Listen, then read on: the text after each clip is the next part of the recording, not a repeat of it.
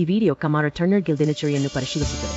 ಇದು ಕಬ್ಬಿಣ, ಕಂಚು, ಗಟ್ಟಿ ಮಿಶ್ರಲೋಹದ ಸ್ಮೆಲ್ಟರ್ ಕೆಲಸಕ್ಕೆ ಸಂಬಂಧಿಸಿದೆ. ನಿರ್ದಿಷ್ಟವಾಗಿ ಡಾಕ್ಯುಮೆಂಟ್ಸ್ H845 M2107 ಮತ್ತು M2108 ಕನ್ನಡದಲ್ಲಿ ಬರೆಯಲಾಗಿದೆ. ಡಾಕ್ಯುಮೆಂಟ್ H845 ಆಕ್ಸ್ ರೀಬಸ್ಗೆ ಸಂಬಂಧಿಸಿದ ಪೂಲ್ ಚಿನಗಾಲು ಅನ್ನು ಉಲ್ಲೇಖಿಸುತ್ತದೆ.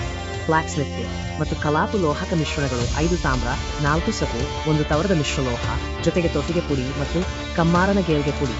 ಇದು ವಾಸ ಉಲ್ಲೇಖ. ಬ್ಯಾನಕಾರ್ ಎಂದರೆ ವ್ಯಾಪಾರ. H845 ಸಿ ಗುಡಿ ಅಥವಾ ಮರಮ್ಮತ್ತು ಗುಡಿ ಅಥವಾ ಉರುಕು ಉಲೈ ಅನ್ನು ಉಲ್ಲೇಖಿಸುತ್ತದೆ. H845 ಎಸಾ ಅಥವಾ ಸ್ಪ್ಲಿಂಟರ್ ಅನ್ನು ಚರ್ಚಿಸುತ್ತದೆ.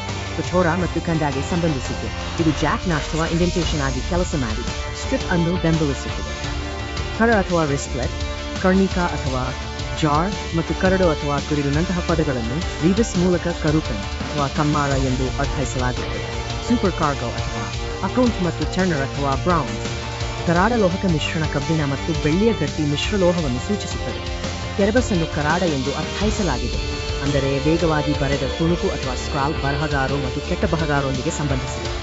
ಇದು ಕಮ್ಮಾರ ಟರ್ನರ್ ಗಿಲ್ನ ದಿನಚರಿಗೆ ಸಂಬಂಧಿಸಿದ ವಿಷಯವನ್ನು ಖಚಿತಪಡಿಸುತ್ತದೆ.